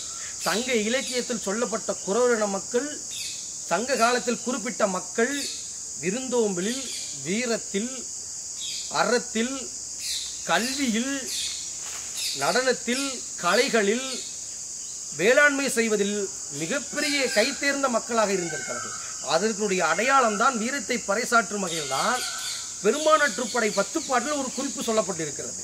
யானை ஏறினும் அரவு மேல் செல்லினும் நீள் நிற விசும்பின் வள் ஏறு செலுப்பினும் சூழ்மகள் மாறா மரப்புண் வாழ்க்கை குறிஞ்சி நில மக்கள் வாழ்க்கை என்று அவர்களுடைய வீரத்தையும் அடையாளத்தையும் அந்த குறிஞ்சி நிலத்துக்கான குறவர்களுடைய அடையாளத்தை சொல்லப்பட்டிருக்கிறது அந்த 10 பாட்டில். இப்படிப்பட்ட அடையாளத்தையும் இப்படிப்பட்ட வரலாற்றையும் எங்கே போய் கொண்டு சேர்க்கிறாங்க? சங்க இலக்கியத்தோட நரிக்காரன மக்கள் சேர்க்கிறாங்க. இப்போ எங்களுடைய இயக்கமோ எங்களுடைய தாக்கமோ என்னன்னா, உண்மையான தமிழ் குடிகின்ற அடையாளத்தை பெயர்த்து எடுத்துட்டாங்க. உண்மையான வரலாற்றுக்கு சொந்தக்காரவங்களை மறைச்சிட்டாங்க. இந்த வரலாற்றுக்கு சொந்தக்காரங்களா இல்லாதவங்களையும் இந்த தமிழ் குடிகளுக்கு வரலாறு இல்லாதவங்களுக்கு இந்த பெயரை சுட்டி இந்த வரலாறை ஒட்டுமொத்தமாக அங்கே கொடுக்குறாங்க. இன்னைக்கு குறிஞ்சி குறவர்கள்ன்ற பெயரை அவங்களுக்கு கொடுத்தனால நீங்கள் இவ்வளவு கோபப்படுகிறீங்க, இவ்வளவு போராட்டம் பண்ணுறீங்கன்னு சொல்லி நீங்கள் சாதாரணமாக ஒரே வார்த்தையில் வேணால் முடிக்கலாம். ஆனால் இது எவ்வளவு பெரிய வரலாற்று பிழை என்பது இங்கே வரலாற்று அறிஞர்களும் முழுக்க தமிழ் மொழியையும் தமிழர் வரலாற்றையும் படித்த அறிஞர்களுக்கு மட்டும்தான் தெரியும். இன்னைக்கு வழித்தோன்றலே இன்னைக்கு மனிதனுடைய பரிணாம வளர்ச்சியே மலையிலிருந்து உருவாகி இருக்கிறது. குறிஞ்சி முல்லை மருதம் நெய்தல் என்று பால் என்று 5 நிலை உருவாகி இருக்கு. அந்த திணைகள் வழியாக வந்தவர்கள் முதலாக தோன்றியவர்கள் குறிஞ்சி நில மக்கள் குறவர்கள். அவர்கள் வழி வந்த நில மக்கள் தான் மருத நில மக்கள், நெய்தல் நில மக்கள், முல்லை நில மக்கள், பால் நில மக்களாக சொல்லப்படுகின்றது. இதற்கு மருத நில மக்களை சார்ந்த அந்த வேளாண் குடிகளாக தேவேந்திர குல வேளார்களும் தன்னுடைய தாய்க்குடி குறவர்கள் தான் என்று தன்னை அடையாளப்படுத்தி இன்னைக்கு அந்த தாய்க்குடியை விட்டு கொடுக்காமல் பெருமை சேர்க்கிறார்கள். ஆக இப்படிப்பட்ட வரலாறு அடையாளத்தை இந்த 5 தமிழுடைய வரலாற்றை அப்படியே வடமாநிலத்தைச் சேர்ந்த நரிக்காரனிடம் ஒப்படைப்பது எந்த விதத்தில் ஏற்றுக்கொள்ள முடியும்? இன்றைக்கு மாபெரும் ஒரு வரலாற்று பிழையும் அடையாளத்தை மறுப்பையும் செய்து கொண்டிருக்கின்றது இந்த ஊடகம்தான். ஏன் இந்த மக்கள் பொதுவாக நரிக்காரல் என்றாலே நரிக்குறல் என்று சொல்லப்படுறாங்க, குறவர் என்றாலே நரிக்குறல் என்று சுட்டி காமிக்கிறாங்க கேட்டால், இங்கே இருக்கிற ஊடகத்தில் ஒரு கேடு கெட்ட புத்தி தான். ஒரு 30 வருஷத்துக்கு உருவாக முன்னாடி இருந்த குறத்தி மகன் சொல்லி ஜெமினி கணேசன் KR விஜய் நடித்த படம். பட டைட்டில் முகப்பு பார்த்தீங்கன்னா குறத்தி மகன். ஆனால் அதில் அடையாளம் காமிக்கப்பட்டதோ என்ன சமூகத்தை சார்ந்தவங்கள, எந்த அடையாளத்தை? வடமாநிலத்தை சேர்ந்த வாக்கிரிவாலா, அக்கி விக்கி, குருவி பிடிப்போ, நரி பிடிக்கிற அந்த நரிக்கார மக்களுடைய வாழ்வியலையும் அடையாளத்தையும். ஆனால் அவங்க உண்மையான பேரை வைக்காம இந்த மண்ணுடைய பூர்வீக குடிகளுக்கு அடையாளத்தை, தமிழுடைய தாய்க்குடி அடையாளத்தை அந்த குறத்தி மகன் சொல்லி அடையாளம் எடுத்திருக்காங்க. ஏன் இதே ஊடகம், இதே வரலாறு தெரிஞ்ச இந்த திரைப்படத்து ஊடகத்தில் சங்க இலக்கியத்தையும் தமிழையும் மொழியாற்ற இந்த ஊடகம், அதை போற்றுகின்ற ஊடகம், இந்த மக்களுக்கும் இந்த வரலாறுக்கும் முதல் சம்பந்தம் இருக்கா, இந்த பேருக்கும் இந்த அடையாளத்துக்கு முதல் சம்பந்தம் இருக்கான்னு ஏன் கேட்கல? ஏன் கேள்வி எழுப்பலை? வரலாறுகளையும் தமிழையும் சுத்த தமிழ்லையும் தூய தமிழ்லையும் படிச்சு திரைவசனமாக இந்த கதைகளத்தில் கொடுக்குறாங்களே, அப்போ படிக்கும்போது ஏன் கேட்கல? இதே முன்னாள் ஜெயலலிதா அம்மையார், முதலமைச்சராக இருந்த ஜெயலலிதா அம்மையார் கந்தன் கருணை படத்தில் அழகாக காமிக்கப்பட்டிருப்பார்கள். குறவர்கள் யார், எப்படிப்பட்டவர்கள் என்று அடையாளமாக காமிக்கப்பட்டார்கள். அதனுடைய அடையாளம் கூட தெரியலையா? அதில் சொல்லப்பட்ட குறவர்களும் நீங்கள் சொல்லப்படுகிற அந்த குறத்தி மகளும் எவ்வளவு வேறுபாடும் அடையாளமும் இருக்கு. அப்போ எந்த அளவுக்கு நீங்கள் வரலாற்று பிள்ளைகளை செய்கிறீங்க? இப்போ கூட சமீபத்தில் கூட 2019 இந்த சமீப காலத்தில் கீரா என்ற ஒரு இயக்குனர், அவர் ஒரு முற்போக்குவாதி தான். சாதி கடந்து சமயம் கடந்து மதம் கடந்து ஒரு முற்போக்கு ஒரு அடித்தட்டு மக்களுடைய வாழ்வியலை வெளியே கொண்டு வரணும்னு நினைக்கிறாரு. அது எந்த ஒரு மாற்றமும் இல்லை. அவருடைய சிந்தனைக்கு நாங்கள் வாழ்த்துறோம், வரவேற்கிறோம். ஆனால் அவர் என்ன பண்ணிட்டாங்கன்னா, ஒரு முற்போக்கு சிந்தனையாளர், ஒரு மக்களை உண்மையான மக்களை வாழ்வியல் அடையாளப்படுத்தணும்னு நினைக்கிறவர், அவர் ஒரு கதைகளத்தை உருவாக்குறாரு. என்ன படம் டைட்டில் எடுக்கிறாரு? குறவன் சொல்லி ஒரு படம் டைட்டில் எடுக்கிறாரு. அந்த குறவன் எடுத்த படம் கடைசியை உண்மையான தமிழ்குடி மக்களுடைய அந்த தாய்குடி மக்களான குறவர் தான் அவங்க அடையாளப்படுத்த போறான்னு நினைச்சா, அங்கேயும் அதே ஒரு வரலாற்று பிள்ளையை அந்த கீரா இயக்குனர் செய்கிறாரு. என்னது? அந்த நரிக்காரன மக்களுடைய சென்னை வாழ்வியலில் நரிக்காரன மக்களுடைய வாழ்க்கை, அந்த காதல், அந்த பிரச்சனை எப்படி இருக்கும் அதை தொகுத்து வழங்கி அது ஒரு கதைக்களமாக கொண்டு வராரு. அந்த கதைக்களத்துக்கு என்ன பேர் வைக்கிறாரு? குறவன் சொல்லி. இது பல்வேறு போராட்டங்கள் அழுத்ததுக்கு அப்புறம் தான் அந்த பேரவே மாற்றுவதற்கு ஏற்பாடு பண்ணியிருக்கோம். இப்போ அந்த இயக்குனர் கீரா அவர்கள் நான் அந்த பேரை மாற்றுறதுக்கான ஒப்புதல் வழங்கியிருக்காங்க. ஆனால் முழுமையாக அந்த பேரை மாற்றலை. அந்த பேர் அந்த டைட்டில் குறவன் சொல்லி தான் இருந்துச்சு. இது வனவேங்கியல் கட்சி, இது போக பிற இயக்கங்களும் சமூக சார்ந்தவர்கள் நிறைய பேர் எதிர்ப்பு தெரிவித்த அடிப்படையில் தான் அந்த பேர் மாற்றக்கான அதிர்வுகளை ஏற்படுச்சு. அப்போ போராட்டம் செஞ்சு தான் அந்த வரலாற்று பிள்ளையை திருத்தம் செய்ய வேண்டிய ஒரு சூழ்நிலை இங்கே நிலவுது. ஆக இப்படிப்பட்ட ஒரு அடையாளத்தை ஊடக வாயிலாகவும் வரலாற்று அறிஞர்களும் ஒரு தவறாக கொண்டு வராங்க. கூடுதலாக என்ன சொல்ல போனோம்னா, இங்கே பயிற்சிகளில், பள்ளிகளில், கல்லூரிகளில் ஆண்டு விழா என்று ஒரு நடக்கும். கல்ச்சர் ப்ரோக்ராம் சொல்லி ஒரு நிகழ்ச்சி நடக்கும். அதில் கூட என்ன மாதிரி நிகழ்ச்சி பண்ணுறாங்கன்னா, குறவஞ்சி நடனம் அப்படின்னு ஒரு இலக்கிய நடனத்துக்கு முன் வைக்கிறாங்க. நான் பாராட்டுறேன். இலக்கியத்தை சார்ந்து ஒரு கூத்து ஒரு நடனத்தை அடையாளப்படுத்தணும் அப்படின்னு சொல்லி அங்கே இருக்கிற கல்லூரிகள் முதன்மை ஆசிரியர்கள் முன்னெடுத்தாங்களா, அது நாங்கள் பாராட்டுறோம். ஆனால் அங்கேயும் சங்க இலக்கியத்தை படித்த அந்த ஆசிரியர்கள், சான்றோர்கள் அங்கே என்ன தவறு பண்ணுறாங்க? அந்த கல்ச்சர் ப்ரோக்ராமில் அங்கே ஆடுகின்ற குழந்தைகளுக்குடைய அந்த குறவஞ்சி நடனம், குறவர் நடனம் என்ற அடையாளத்தை யாரோட மக்களோட அடையாளம்? அந்த ஊசிமணி டப்பா, அந்த பாசு நிறைய போட்டு அறப்பாவடைகள் குத்தப்பாவடைகள் மாட்ட ஆடைகள் அணைஞ்சு அங்கே டப்பாவை போட்டு அந்த குறவஞ்சி நடனத்தை ஆடுறாங்க. ஆக நீங்கள் சொல்லுவதோ குறவஞ்சி நடனம், ஆனால் நீங்கள் ஆடைகளில் அந்த உடைகளில் பொருட்களை காட்டுவதோ என்ன? யாருடைய அடையாளம்? யாருடைய பாரம்பரியம்? யாருடைய கலாச்சாரம்? யாருடைய அடையாளம்? அந்த நரிக்கார மராட்டிய மக்களுடைய அடையாளம். அப்போ இங்கே இருக்கிற மக்கள் என்ன நினைப்பாங்க? இங்கே கூடிய பார்க்கக்கூடிய குழந்தைகள் என்ன நினைப்பாங்க? அப்போ குறவர்கள் என்றாலே, குறவஞ்சி நடனம் என்றாலே நரிக்காரர்களுக்கு சொந்தமானதே. நரிக்காரர்கள் அவங்க ஆடக்கூடிய அந்த மராட்டிய மக்கள் ஆடக்கூடிய ஆட்டம். அப்போ அவங்க தான் இவங்க, அப்போ இவங்க தான் சொந்தக்காரங்க. நீங்களே ஒரு வரலாற்று பிள்ளையை செய்கிறாங்க. இது எவ்வளவு பெரிய உச்சமா? இதுக்கா இங்கே இருக்கிற அரசு துறை சார்ந்த கல்லூரிகளும் பள்ளிகளுமே இதை ஊக்குவிக்கிறாங்க. இதுதான் நாங்கள் இங்கே கேள்வி எழுப்புகிறோம். உண்மையான வரலாற்றையும் அடையாளத்தையும் அவங்ககிட்ட ஒப்படைங்க. அவங்களும் நாங்கள் குறை சொல்ல கிடையாது. அந்த இன மக்களுக்கும் கல்வி, அடையாளம், பண்பாடு, கலாச்சாரம் அவங்களுக்கும் தனித்துவமாக இருக்குது. அதை அவங்க அடையாளப்படுத்தணும். அதை நீங்கள் கொண்டு வரணும். அதை விட்டுட்டு இங்கே வேறுமனே இங்கே உண்மையான அடையாளத்தோடு நாகரிகமோடு விருந்தோம்பலையும் கலாச்சாரத்தையும் வீரத்தையும் பறைசாற்றிய இந்த சமூக மக்களை வரலாற்றை அங்கே கொடுத்து ஒரு வரலாற்றை திருப்பி கொண்டு வராங்க. இங்கே இருக்கக்கூடிய அந்த கொள்கை ரீதியாக கொண்டு வந்த அரசியல்வாதிகளும் சரி, இங்கே இருக்கக்கூடிய அரசும் சரி, அரசு ஊடகமும் சரி, இங்கே ஒரு மாபெரும் ஒரு வரலாற்று பிள்ளையை இழைத்து கொண்டு தான் இருக்கிறார்கள். நரிக்கார்கள் வேறு, குறிஞ்சி நில மக்கள் வேறு, குறிஞ்சி நில குறவர் மக்கள் வேறு, இங்கே இருக்கக்கூடிய ஊசிமணி பாசிமணி விற்கிற நரிக்காரர்கள் என்பது வேறு. அவருடைய வரலாறையும் இவருடைய வரலாற்றையும் ஒன்று சேர்ப்பதனால் தமிழினத்தினுடைய வரலாறை அழிவதற்கு சமமாகும். தமிழினத்தின் வரலாறு வடமாநிலத்திலிருந்து வந்த வரலாறு ஆகிவிடும். இதுதான் உண்மை. இங்கே தமிழ் தேசியம் நம்ம இங்கே சொல்கிறோமே, தமிழ் இங்கிருந்த உருவான வரலாறு நம்ம சொல்கிறோமே, இந்த வரலாறை நம்ம மாற்றி அமைக்கலைன்னா, இந்த பிழைகளை நம்ம தவிர்க்கலைன்னா, நம்மளை அனைவரையுமே வடமாநிலத்தை சேர்ந்த தமிழர்கள் தான் சொல்லுவோம், வடமாநிலத்தை சேர்ந்த வந்தவர்கள் தான் சொல்லுவாங்க.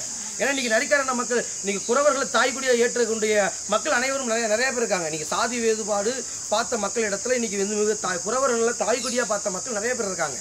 இன்றைக்கி அந்த மக்கள் பூராமே எல்லாமே தமிழ்குடி, அவங்களுடைய தமிழ்குடி வித்துக்கள். இன்றைக்கி அவங்க பூரா என்ன ஆவாங்க? அவர்களுக்கு பிறந்தவர்களாகவும் அவங்களுடைய மூதாதையர்களாகவும் கருதப்படுவாங்க.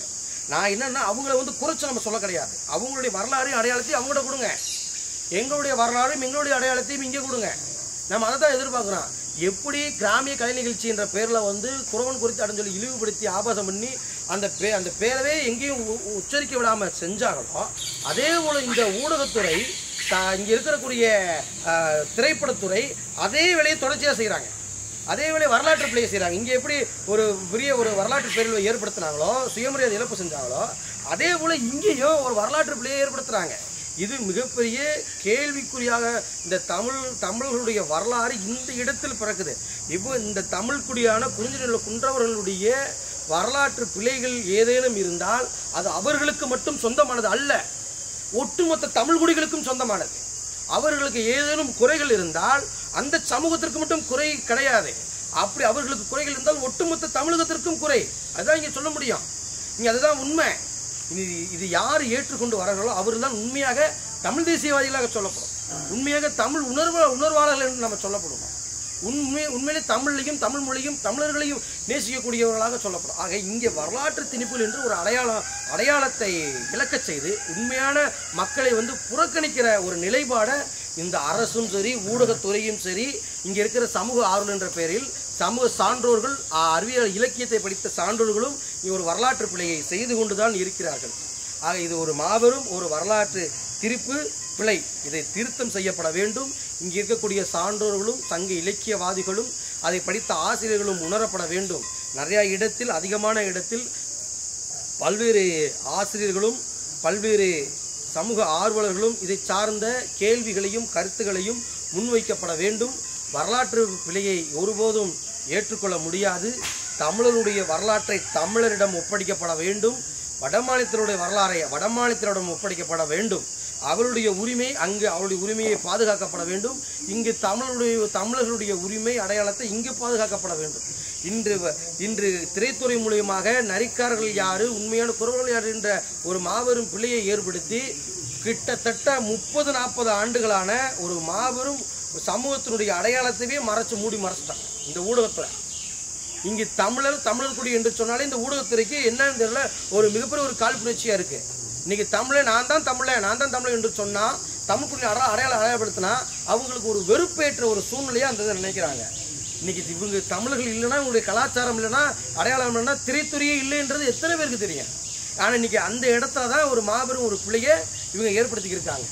காலப்போக்கில் அந்த வள்ளி குறமகள் வள்ளியும் வர அடையாளத்தையும் அவங்களோட சேர்த்துட்டாங்க திரைத்துறையில.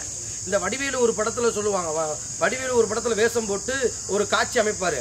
ஓ சாமியோ நாங்க வள்ளி மக்கள் சாமியோ வள்ளி மக்கள் வந்திருக்கோம், நாங்க குறவர்குடி சாமியோ இப்படின்னு சொல்லி அந்த மக்களுடைய அடையாளம் காமிக்கிறாங்க. அப்ப அதை பார்க்குற பார்வையாளர்கள் வள்ளி என்ற அந்த தமிழ் கடவுளான முருகனை மணந்தவள் வள்ளி குறமகள் என்பவர் குறமகள் என்பவர் நரிக்கார சமூகத்தை சார்ந்தவர் என்ற ஒரு அடையாளத்தை அந்த இடத்தில் விதைக்கிறார்கள். பார்ப்பவர்களுக்கு அப்படித்தானே தெரியும்.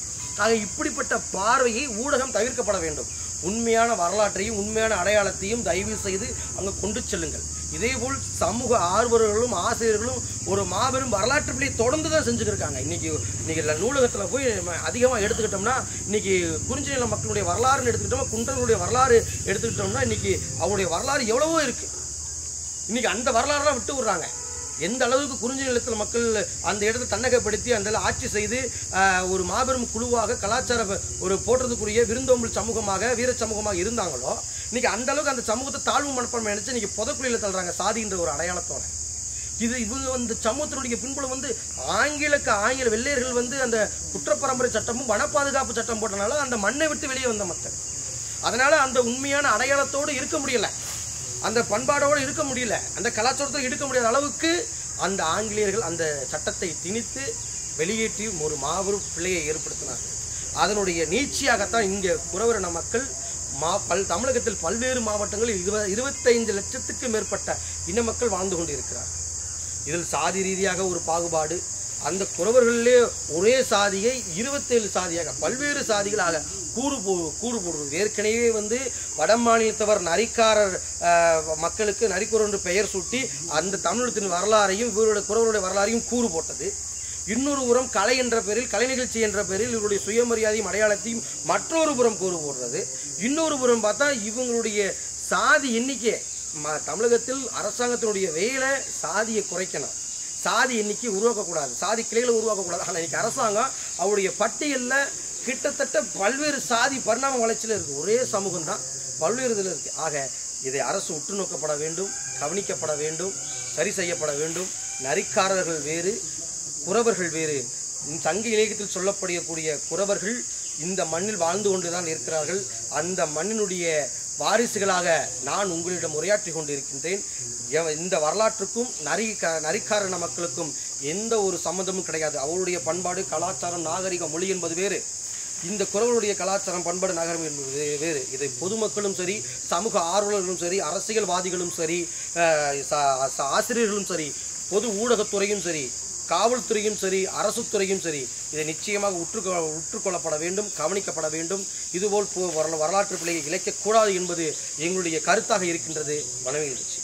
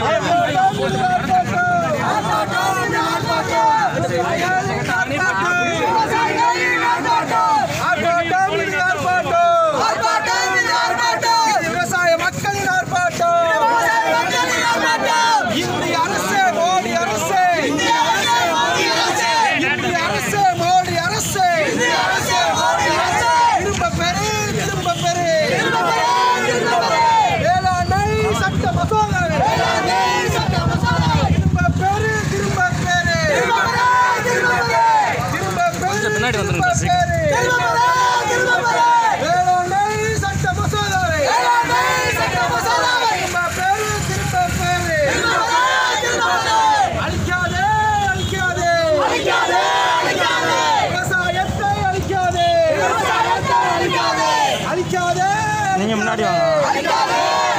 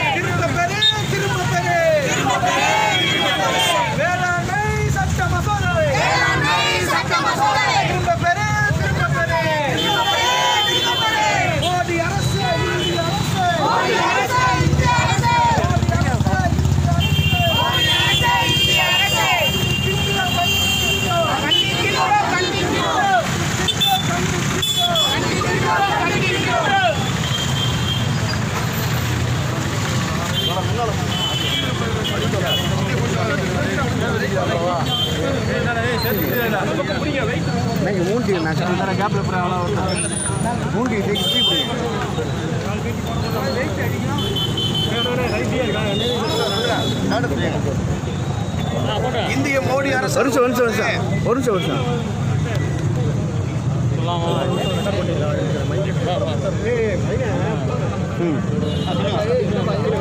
இந்திய விவசாயிகளுக்கும் வேளாண்மைகளுக்கும் ஒரு பெரும் எதிர்ப்பாக இருக்கக்கூடிய வேளாண்மை சட்ட மசோதாவை நீக்கப்பட வேண்டும், திரும்ப பெறப்பட வேண்டும் என்று வனவியல் கட்சியின் சார்பில் இந்த ஒரு மாபெரும் ஒரு போராட்டத்தை நாங்கள் நடத்தி இருக்கின்றோம்.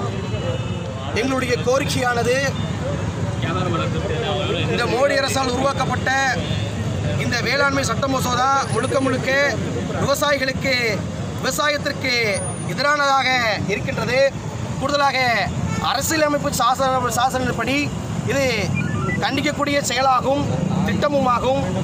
இந்த திட்டத்தை திரும்ப பெறப்பட வேண்டும். இந்த திட்டமானது முழுக்க விவசாயிகளுடைய உரிமைகளையும் வாழ்வாதாரங்களையும் பறித்து அந்த விவசாயிகளுடைய உற்பத்தி அனைத்துமே தனியார் கார்ப்பரேட் நிறுவனங்களுக்கு தாரை வாக்கின்ற நிலைப்பாடுகளை இந்த அரசு எடுத்துள்ளது. தொடர்ச்சியாக கல்விக்கு எதிரான நீட்டாக இருக்கட்டும், புதிய தேசிய கல்விக் கொள்கையாக இருக்கட்டும், இப்போது உருவாகியுள்ள வேளாண்மை சட்ட மசோதாவாக இருக்கட்டும், தொடர்ச்சியாக நரேந்திர மோடி அவர்களுடைய ஆட்சியில் மக்களுக்கு எதிராக நாட்டுக்கு எதிராக மிகப்பெரிய திட்டங்களை நிலைவுபடுத்தி கொண்டு இருக்கிறார்கள். இது மிகப்பெரிய கண்டனத்துக்குரியது. நாங்கள் இதை சட்டப்படி சந்திக்க தயாராக உள்ளோம். கூடிய விரைவில் இந்த வேளாண்மை சட்ட மசோதா திரும்ப பெறவில்லை என்றால் வனவியல் கட்சியின் சார்பில் உச்ச நீதிமன்றத்தில் இதுக்காக வழக்கு தொடரப்படும் என்பதை இந்த இடத்தில் தெரிவித்துக் கொண்டு இந்த வனவியல் கட்சியின் சார்பில் இந்த வேளாண்மை சட்ட மசோதா எதிர்ப்பை நாங்கள் முன்வைத்திருக்கின்றோம். தொடர்ச்சியாக தமிழகம் முழுவதும் இந்த போராட்டங்கள் வெடிக்கும் என்பதை தெரிவித்துக் கொள்கிறோம். வனவியல் கட்சியின் தலைவர் இரணியன். மோடி அரசு மோடி அரசு மோடி அரசு மோடி அரசு மோடி அரசு மோடி அரசு மோடி அரசு மோடி அரசு திரும்ப பெறு வேளாண் சட்ட மசோதாவை திரும்ப பெறு ஒரு நிமிஷம் விவசாயிகளையும் விவசாயத்தையும் அழிக்கும் வண்ணமாக இந்த மோடி அரசால் உருவாக்கப்பட்டு வந்த வேளாண்மை சட்ட மசோதா முழுக்க மக்களுக்கும் விவசாயத்திற்கும் எதிராக உள்ளது. இந்த சட்ட மசோதாவை திரும்ப பெறப்பட வேண்டும் என்பது எங்களுடைய போராட்டத்தின் தாக்கமாக உள்ளது, கோரிக்கையாக உள்ளது. உடனடியாக இந்த சட்ட மசோதாவை நீக்கி விவசாயிகளையும் விவசாயத்தையும் வாழ்வாதாரத்தை பாதுகாத்து மக்கள் நலனில் முடிந்த அளவுக்கு குறைந்த அளவுனாச்சும் அக்கறை காட்ட வேண்டும் என்று நாங்கள் வனவியல் கட்சி சார்பில் இந்த இடத்தில் கோரிக்கை வைத்திருக்கின்றோம். தொடர்ச்சியாக இம்மக்களை பாடுபடுத்துகின்ற, பாதாள குழியில் தள்ளுகின்ற, படுகொலை செய்கின்ற திட்டங்களையும் சட்டங்களையும் தான் இந்த அரசு முன்வைத்ததை தவிர மக்களுக்கு சரியான ஒரு நிலைப்பாடையோ சரியான திட்டங்களையோ இந்த மோடி அரசு கொண்டு வரவில்லை. முழுக்க அனைத்து திட்டங்களும் அனைத்து ஆட்சியும் முழுக்க தனியார் மயமாக்கப்படுகிறது, கார்ப்பரேட் நிறுவனங்களுக்கு சொந்தமாக்கப்படுகிறது. இது வன்மையாக கண்டிக்கக்கூடியது. இந்த ஆட்சியில் மத்தியில் உண்மையாகவே நரேந்திர மோடி அவர்கள் ஆட்சி செய்கிறார்களா, இல்லை இங்கே கார்ப்பரேட் நிறுவனம் தான் அவரை ஆட்சி செய்ய வைக்கிறதா என்ற ஒரு நிலைப்பாடு இந்த இடத்தில் நிலவுகின்றது. இந்த வேளாண்மை சட்ட மசோதாவை உடனடியாக திருத்தம் செய்யப்பட வேண்டும் என்பது எங்களுடைய வனவியல் கட்சியினுடைய கோரிக்கையை வைத்து இந்த ஆர்ப்பாட்டத்தை முன்வைக்கின்றோம். இந்த சட்டத்தை திரும்ப பெறப்பட வேண்டும் என்பது எங்களுடைய கோரிக்கையாக உள்ளது. வனவியல் கட்சியின் தலைவர் இரணியன்.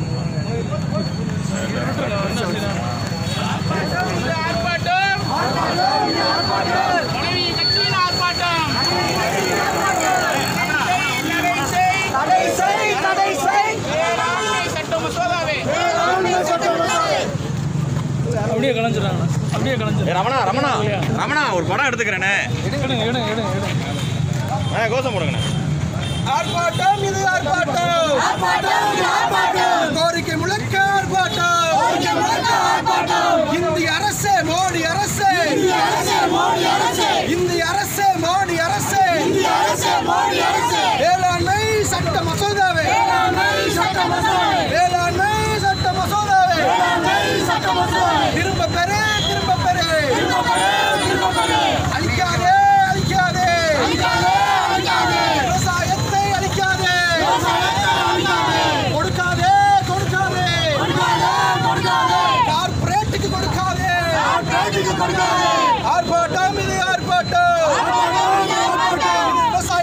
கட்சியின் ஆர்ப்பாட்டம், ஆர்ப்பாட்டம், இது ஆர்ப்பாட்டம், வனவியல் கட்சியின் ஆர்ப்பாட்டம். திரும்ப பெறு, திரும்ப பெறு,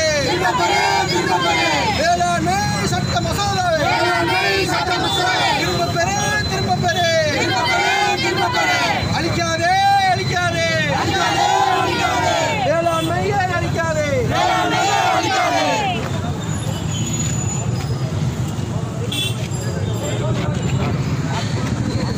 ஓகே, பேசலாம். சமீபத்தில் மோடி அரசால் உருவாக்கப்பட்ட அவருடைய ஆட்சியில் கொண்டு வந்த விவசாயிகளுக்கும் விவசாயத்துக்கும் ஒரு மாபெரும் எதிரான ஒரு சட்ட மசோதாவை நிறைவேற்றி இருக்கிறார்கள். இந்த வேளாண் சட்ட மசோதா என்பது விவசாய